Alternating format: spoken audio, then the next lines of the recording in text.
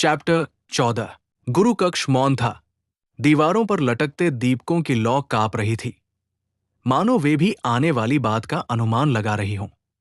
गंभीर वातावरण को भेदती हुई गुरुजी की आवाज गूंजी, आरव, तुम्हारे भीतर संकल्प की अग्नि जाग चुकी है। ये अग्नि साधारण नहीं, ये योद्धा की आत्मा की ज्योति है, जो केवल उन्हीं के भीतर जलती है जो अपने भय से परे जाकर सत्य का सामना करने को तैयार हों। अब समय है कि तुम पहला ग्रंथ खोजो, आकाश ग्रंथ, वो ग्रंथ जो वायु के रहस्यों को उजागर करता है। जिसके पास ये होगा वही हवाओं को साध पाएगा, तूफानों को अपने इशारे पर नचा सकेगा। आरव का हृदय तेजी से धड़कने लगा। उसकी आंखों में जिज्ञासा और उत्साह चमक उठा। गुरुजी, ये ग्रंथ कहाँ मिलेगा? गुरुजी ने धीरे से एक प्राचीन नक्शा खोला। उसका कागज पीला पड़ चुका था, किनारे झुलसे हुए थे, लेकिन उस पर बने चिन्ह अब भी चमक रहे थे। गुरु की उंगली नक्शे के उत्तरी छोर पर जाकर ठहर गई। वहां एक भव्य पर्वत बना था, जिसकी चोटियां बादलों के आर पार जाती थी। ये है आकाश का पर्वत। सदियों से आकाश ग्रंथ उसकी गहराइयों में छिपा है, लेकिन याद रखो, उसकी रक्षा कोई मनुष्य नहीं करता, बल्कि स्वयं प्रकृति करती है। हवा, बर्फ और तूफान, ये उसके प्रहरी है। जो दुर्बल हुआ, वो वही सदा के लिए दफन हो गया। कक्ष में सन्नाटा छा गया। आरव ने दृढ़ स्वर में कहा, मैं तैयार हूं, गुरुजी। गुरु ने उसके साथ 2 और साथियों का चयन किया। कायरा एक निडर तीरंदाज, उसकी आंखें बाज जैसी पैनी थी और उसकी हर तीर हवा को चीरते हुए लक्ष्य को ढूंढ लेता था। भानु एक विशालकाय योद्धा, उसकी मांसपेशियां चट्टान की तरह कठोर थी और उसकी निष्ठा उसके शस्त्र से भी अधिक धारदार। गुरु ने तीनों को देखा और गंभीर स्वर में आशीर्वाद दिया। तुम तीनों अब केवल यात्री नहीं रहे, तुम नवरत्न की राह के साधक हो। याद रखो, एकता ही तुम्हारी ढाल होगी। तीनों ने दृढ़ निश्चय के साथ अपनी यात्रा आरंभ की। उत्तर दिशा से आती बर्फीली हवाएं मानो किसी क्रूर दानव की तरह उनके विरुद्ध गरज रही थी। आकाश में काले भारी बादल लगातार उमड़ रहे थे और उनके बीच बिजली की हल्की हल्की चमक किसी अनहोनी का संकेत देती थी। बर्फीला तूफान उनके हर कदम को रोकने की कोशिश करता, कभी तेज झोंकों से उन्हें पीछे धकेलता, तो कभी बर्फ की मोटी परत में रास्ता ही निगल लेता। सफेद चादर से ढका धरातल इतना धोखेबाज था कि हर कदम उठाना मौत को आमंत्रण देने जैसा था। कायरा ने अपनी तीव्र दृष्टि से बर्फ और धुंध के बीच धुंधले मार्ग को पहचान लिया। उसकी आंखें मानो अंधकार को चीरकर सच्चा रास्ता दिखा रही थी। भानु ने अपनी अपार ताकत से बर्फ के ढेर हटाए, चट्टानों को किनारे किया और अपने साथियों के लिए राह बनाई। और आरव, उसने दृढ़ता से मिराई दंड को थाम लिया। उसकी नीली आभा बर्फीले अंधकार में आशा का दीपक बनकर चमक उठी। हर बार जब तूफान उन्हें निगलने की कोशिश करता, दंड से निकलती दिव्य रोशनी उनके चारों ओर एक अदृश्य कवच खड़ा कर देती। वह रोशनी ठंडी हवाओं को पीछे धकेल देती और साथ ही उनके दिलों में साहस भर देती। इस कठिन यात्रा में उनका हर कदम उन्हें उस रहस्यमयी गुफा की ओर ले जा रहा था। एक ऐसी गुफा जिसके बारे में किंवदंतियां कहती थी कि वहां आकाश ग्रंथ सदियों से उनकी प्रतीक्षा कर रहा है।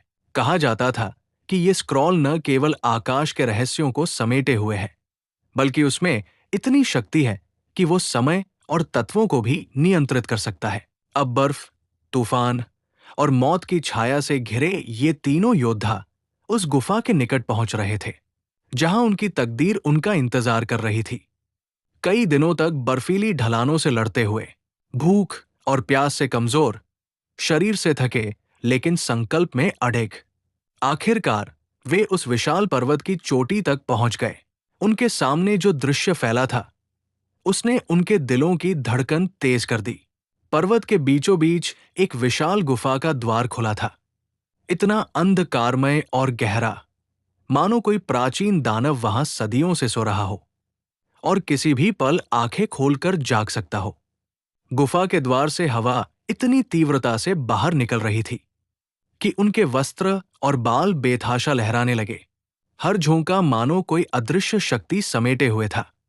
कभी वो गरजता, जैसे किसी युद्धनाद का उद्घोष कर रहा हो, कभी वो धीमी फुसफुसाहट में बदल जाता, जैसे किसी अनदेखी आत्मा की गूढ़ चेतावनी हो, और कभी वो इतना तीखा और डरावना हो जाता कि लगता मानो स्वयं पर्वत उन्हें आगे बढ़ने से रोक रहा हो।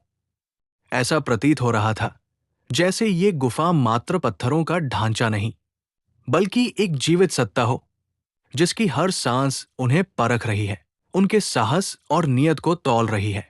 कायरा ने अपनी तीखी आंखों को सिकोड़कर अंधकार में झांका। उसके चेहरे पर विस्मय और सावधानी दोनों झलक रहे थे। धीरे से उसने कहा, यहां हवा जीवित है। हर झोंका हमें देख रहा है, जैसे हमारी आत्माओं को पढ़ रहा हो। भानु ने अपने चौड़े कंधों से बर्फ झटका और आगे बढ़ा। उसकी भारी आवाज बर्फीली हवाओं को चीरती हुई गुफा के भीतर गूंज उठी। तो यही है वो स्थान जहां सदियों से आकाश ग्रंथ छिपा हुआ है, वही स्क्रॉल जो आकाश के रहस्यों का स्वामी है। आरव के हाथ और कसकर मिराई दंड को थामे हुए थे। उसकी नीली आभा बर्फ और अंधकार में धड़क रही थी, जैसे एक अकेला दीपक तूफानी रात में उम्मीद बनकर टिमटिमा रहा हो। स्टाफ की चमक ने उनके चारों ओर एक हल्की नीली परछाई फैला दी, जिससे ऐसा प्रतीत हो रहा था कि अंधकार स्वयं पीछे हट रहा हो। आरव ने गहरी सांस ली। उसकी आंखों में थकान की जगह अब दृढ़ संकल्प की चमक थी। धीमे लेकिन अटल कदमों से वो आगे बढ़ा, उस गुफा के द्वार की ओर जहां उनकी तकदीर उनका इंतजार कर रही थी। सभी बहुत मशक्कत के बाद द्वार तक पहुंचे। फिर जैसे ही वे गुफा के विशाल द्वार से भीतर दाखिल हुए, उनके चारों ओर का वातावरण अचानक बदल गया। बाहर की बर्फ, तूफान और गरजती हवाएं मानो वहीं पर ठिठक गई हों, जैसे किसी अदृश्य शक्ति ने उन्हें रोक दिया हो। भीतर का दृश्य उनकी कल्पना से परे था। गुफा की दीवारें किसी साधारण पत्थर की नहीं थी। उन पर बादलों जैसे अद्भुत पैटर्न उभरे हुए थे। वे पैटर्न स्थिर नहीं थे, बल्कि अपनी ही लय में धीरे धीरे हिलते, लहराते और ढिल मिलाते थे। उनसे हल्की नीली आभा फूट रही थी। ऐसा लग रहा था मानो स्वयं आकाश का कोई अंश इन पत्थरों में कैद कर दिया गया हो। जैसे जैसे वे आगे बढ़े, गुफा के भीतर की हवा फिर से और भीषण होती गई। कभी झोंके इतने प्रबल हो जाते कि वे तीनों को पीछे धकेल देते, मानो अदृश्य हाथ उन्हें वापस लौटाने की कोशिश कर रहे हों। कभी वो हवा इतनी ठंडी हो जाती कि उसके हर स्पर्श से लगता जैसे हड्डियां तक जम जाएंगी। लेकिन ये साधारण हवा नहीं थी। इसमें कुछ जीवित था, कुछ प्राचीन, मानो स्वयं पर्वत ने इसे प्रहरी बनाकर यहां बिठा दिया हो। हर सांस, हर झोंका उनके साहस, उनकी आत्मा और उनकी नीयत को परख रहा था। ये सिर्फ एक परीक्षा नहीं थी, ये एक चेतावनी भी थी कि केवल वही आगे बढ़ सकता है जो अपने भीतर के भय पर विजय पाले। कायरा ने अपनी तीरकमान कंधे पर कसकर रख ली। उसकी आंखों में सतर्कता चमक रही थी, मानो वो हर पल उस अदृश्य शक्ति से टकराने को तैयार हो। भानु ने अपनी विशाल मुट्ठियां भींच ली। उसके भीतर का योद्धा रक्त अब गरज रहा था। वो हर बाधा को अपनी शक्ति से चकनाचूर करने को तत्पर था। आरव ने गहरी सांस लेकर आंखें बंद कर ली। उसके भीतर भय का साया जरूर था, लेकिन मिराई दंड की नीली आभा उसे भीतर से एक अनकहा साहस दे रही थी। वो जानता था यहां विजय तलवार और तीर से नहीं, बल्कि आत्मा की दृढ़ता से मिलेगी। अब उनके सामने केवल एक प्रश्न था, क्या वे इस जीवित हवा की परीक्षा पार कर पाएंगे? क्या वे उस प्राचीन प्रहरी की कसौटी पर खरे उतरेंगे, या फिर ये गुफा उन्हें हमेशा के लिए निगल लेगी और वे पर्वत की अनंत चुप्पी का हिस्सा बन जाएंगे? वही सामने गुफा के मध्य एक पत्थर का मंच खड़ा था। उस पर रखा आकाश ग्रंथ नीली आभा से झिलमिला रहा था। उसकी चमक ऐसी थी मानो हवा स्वयं उसमें कैद हो और अपने स्वामी की प्रतीक्षा कर रही हो। उस पर लिपटे अक्षर जीवित प्रतीत होते, जो हर क्षण बदलते, लहराते और अदृश्य लिपि में रहस्य फुसफुसाते। आरव का हृदय तेजी से धड़कने लगा। उसने गहरी सांस लेकर आगे कदम बढ़ाया, लेकिन जैसे ही उसका पांव पत्थर के मंच के निकट पड़ा, पूरा गुफा कांप उठा। अचानक हवा ने अपना रूप बदला। हल्की बयार कुछ ही क्षणों में भयंकर तूफान में तब्दील हो गई। पत्थर खड़खड़ाने लगे, दीवारों से नीली चमक उठी और हवा में घूमते बादलों ने आकार लेना शुरू किया। क्षण भर में उनके सामने एक विशाल आकृति खड़ी थी, पूरी तरह घूमते बादलों, गर्जन करती हवाओं और चमकती बिजली से बनी हुई। उसके पंख गरुड़ जैसे फैले थे, इतने विशाल कि पूरी गुफा अंधेरे और प्रकाश की झलकियों से भर गई। उसकी आंखें बिजली की तरह चमक रही थी, जिनमें गर्व, शक्ति और चेतावनी का संगम था। गुफा की दीवारें उसके स्वर से गूंज उठीं। कौन है जो आकाश की शक्ति को छूने का दुस्साहस करता है? आरव ने कांपते शरीर को संभाला। उसके साथ खड़े कायरा और भानु एक कदम पीछे हट गए, लेकिन आरव ने मिराई दंड को कसकर थाम लिया। उसकी नीली आभा उसकी दृढ़ता का प्रतिबिंब बन गई। वो सीना तान कर बोला, मैं हूं आरव, मिराई का चुना हुआ रक्षक। मैं ये शक्ति अपने लिए नहीं चाहता, बल्कि उन सबकी रक्षा के लिए जिन पर अंधकार मंडरा रहा है। आकृति की आंखों में बिजली और प्रखर हो गई। उसकी आवाज गूंजी, मानो पूरी गुफा में तूफान गरज रहा हो। हर कोई शक्ति चाहता है, हर कोई अपनी इच्छाओं के लिए हवाओं को बांधना चाहता है। पर क्या तुम सच में समझते हो हवा का अर्थ? हवा अदृश्य है, फिर भी हर जीव को जीवन देती है। वो फूलों को महकाती है, बीजों को यात्रा कराती है, यात्रियों की नावों को सहारा देती है। पर वो विनाश भी ला सकती है, तूफानों और आंधियों के रूप में। और सबसे महत्वपूर्ण, हवा किसी एक की नहीं होती, वो सबकी है। यदि तुम इस शक्ति को केवल अपने लिए चाहोगे, तो ये तुम्हें उसी क्षण भस्म कर देगी। हवा और तीव्र हो गई। गुफा मानो हजारों बांसुरियों की ध्वनि से भर गई हो। कायरा और भानु ने अपने चेहरों को बचाने के लिए हाथ उठाए। आरव की आंखें आधी से लाल हो गई, लेकिन उसकी आत्मा दृढ़ बनी रही। उसने धीमे स्वर में पर अडिग संकल्प से कहा, यदि हवा सबकी है, तो मैं भी उसे सबकी रक्षा के लिए ही चाहता हूं। मैं वचन देता हूं कि ये शक्ति मेरी नहीं होगी, ये उन निर्दोषों की होगी जिनकी सांसें इस धरती पर बहती हवाओं की तरह मुक्त रहनी चाहिए। क्षण भर के लिए गुफा में गहरा सन्नाटा छा गया। फिर वो विशाल आकृति हल्के से मुस्कुराई। तूफान और उग्र हो गया। गुफा की दीवारें थरथराने लगी। बर्फ और पत्थर हवा में उठकर गोल चक्रों में घूमने लगे। हर झोंका किसी अदृश्य हथियार की तरह आरव पर प्रहार कर रहा था। आरव का शरीर कांप उठा। उसके कदम डगमगाने लगे। पीठ पर बोझिल हवा उसे जमीन पर पटकने की कोशिश कर रही थी। कायरा ने चीखते हुए कहा, आरव, तुम पीछे हट जाओ, ये तुम्हें तोड़ देगा। भानु ने अपनी भारी बाहों से हवा को रोकने की कोशिश की, लेकिन अगले ही पल वो पीछे धकेल दिया गया और पत्थरों से टकरा गया। आरव की सांसें भारी हो गई। उसकी आंखें आंधी और बर्फ से लाल हो चुकी थी।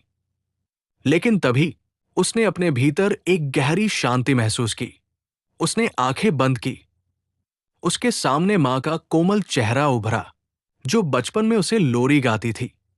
पिता की गंभीर आवाज गूंजी, जो हमेशा कहते थे, सच्ची शक्ति दूसरों की रक्षा में है, न कि उनके ऊपर राज करने में।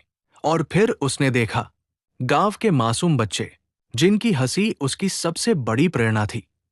उसके होठों से एक फुसफुसाहट निकली, ये शक्ति मेरी नहीं, ये उन सबकी है जिनकी सांसें मुझे बचानी है।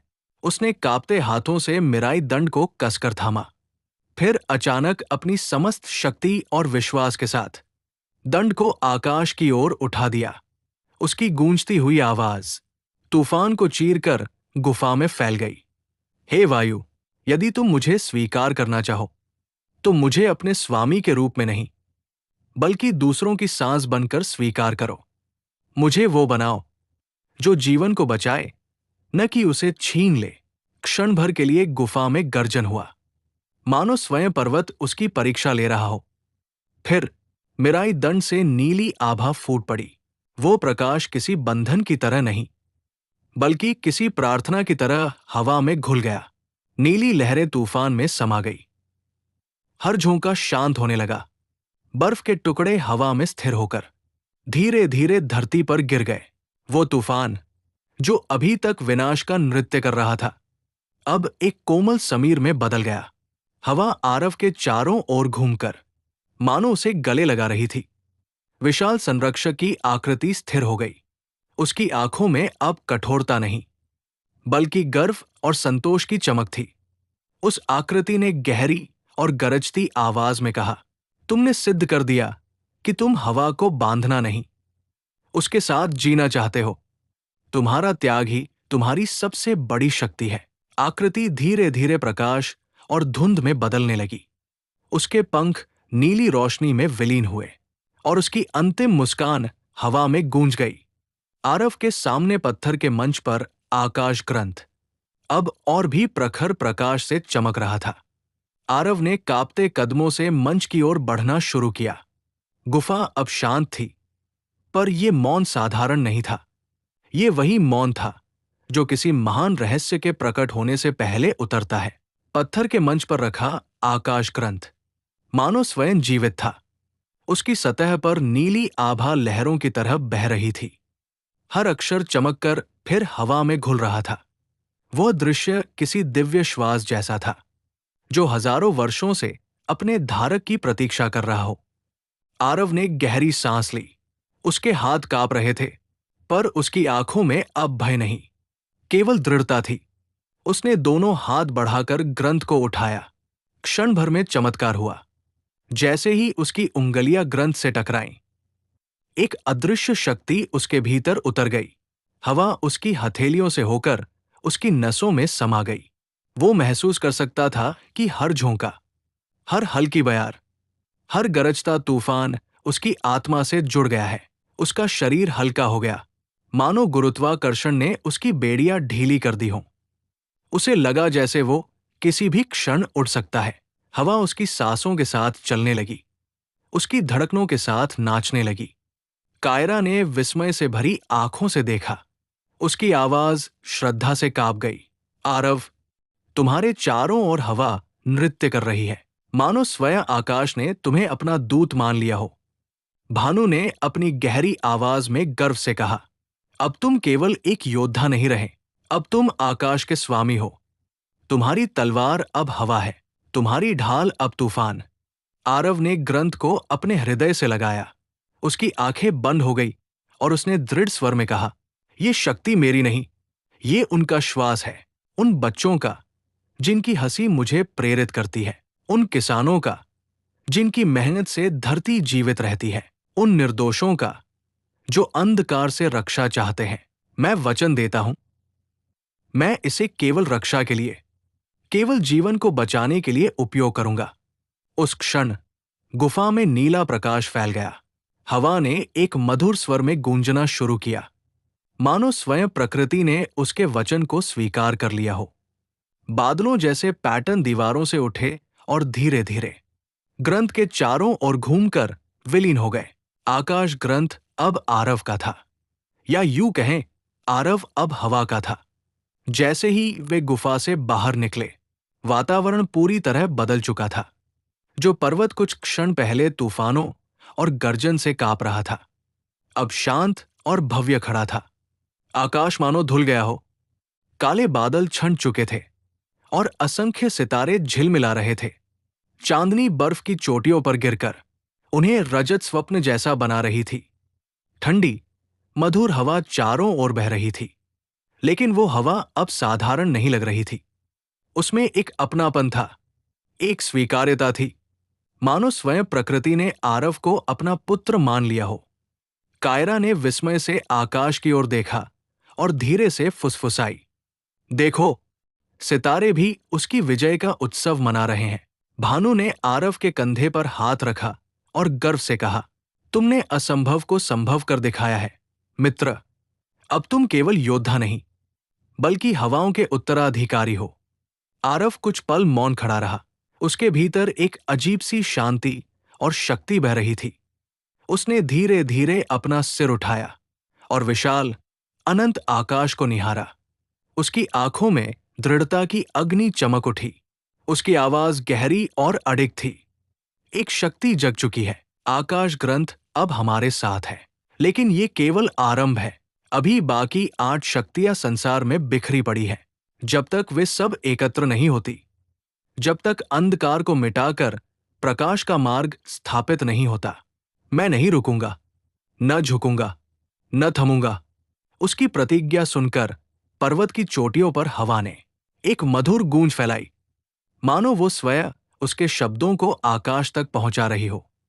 सितारे और अधिक चमक उठे, जैसे स्वर्ग भी उसकी प्रतिज्ञा का साक्षी बन रहा हो। उस क्षण से आरव की यात्रा केवल एक योद्धा की नहीं, बल्कि नवरत्न की खोज करने वाले यात्री की यात्रा बन चुकी थी। ये चैप्टर यही समाप्त होती है। यदि आपको कहानी अच्छी लग रही हो तो लाइक, शेयर, कमेंट और सब्सक्राइब जरूर करें। आगे के चैप्टर के सारे अपडेट पाने के लिए बेल आइकन को जरूर दबाएं। धन्यवाद।